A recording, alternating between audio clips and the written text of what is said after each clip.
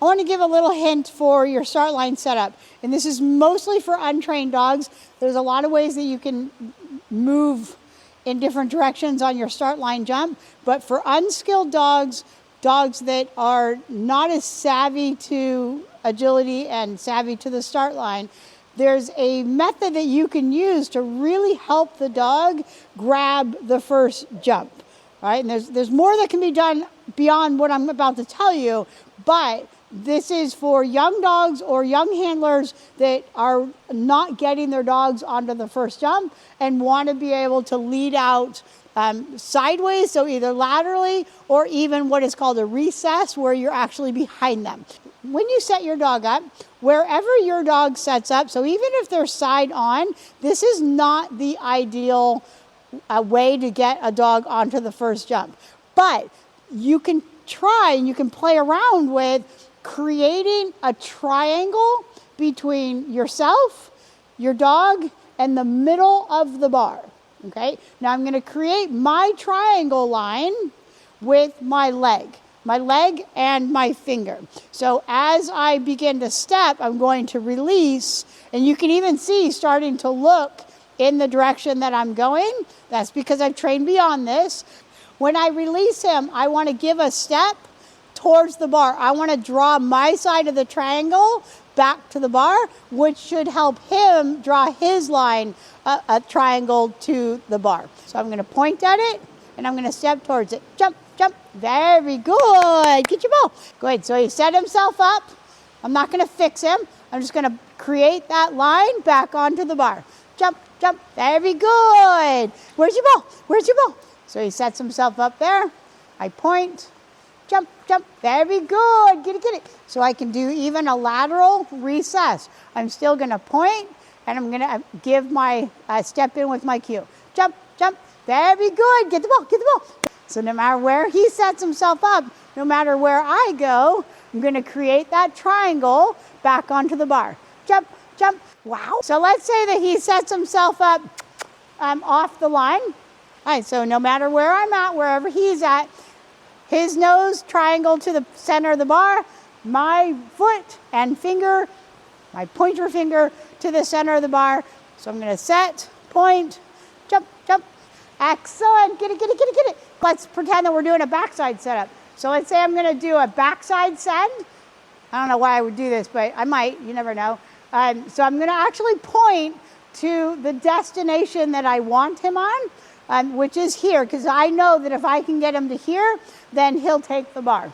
So I want him to go that direction. So I'm going to step, I'm going to point, and I'm going to step with my finger. And then I'm going to give him his backside cue. Get back, get back, get back. Very good. Get your ball. So it's not the bar necessarily for the backside. It's the path. That's the path I want him on. And essentially that when you're sending this way as well, that is what you're pointing to, is I want you on that path. So you could even technically point this direction, but I like to point to the bar. I think it makes just a little bit more sense for the handler, but you're essentially trying to say, go to your takeoff point. That's essentially what you're saying to them. If I was to set him up and then face this way and try and send him back onto the bar, he has to be super savvy to be willing to do that, because he's way more likely to grab my foot line than he is to grab my pointing line. So you can play around with it, but chances are early young dogs are going to grab your leg line. So you want to rotate that leg back to the direction you want to go and point and step. And the step doesn't have to be huge, but it does have to happen just before the release word. Okay, and I release with the jump obstacle cue. So with a jump, I release with my jump cue. If this was a tunnel, I'd be releasing with my tunnel cue. So I'm going to release with the obstacle cue if I have a good stay. So that's just a little pointer, a little tip to help you get your dog onto the first bar so that you can go further down. So you either have a lateral lead out, a recess lead out. Let me show you a recess lead out. A recess lead out is me stepping behind him. So lateral is to the side of him.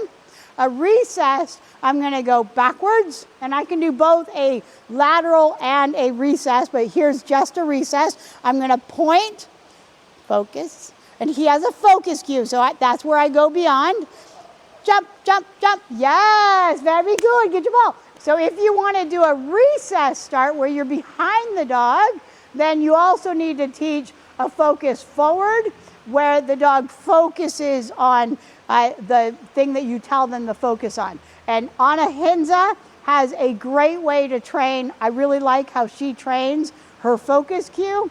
And so that's what I follow, which is I give a soft focus and obstacle word, or focus backside, focus get it, whatever I'm asking for, and then release with a stronger whatever the focus item was. So if it's focus jump, it would be focus jump, focus jump, focus jump. And then my releasing him onto the jump, jump, jump, jump. So I change my inflection in my voice. This is going beyond training and asking him to put focus on the obstacle or the toy. So I could say focus, get it, focus, get it, focus, get it. And he should be looking at the toy. He's looking at the bar because we haven't done this kind of a discrimination. Focus, get it, focus, get it, get it, get it.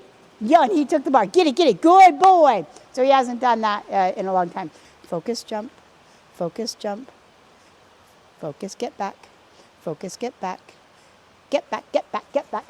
Yeah, get it. Focus, get back, focus, get back, focus, jump, focus, jump, focus, jump, jump, jump, jump, get it, very good. So it's teaching him how to listen.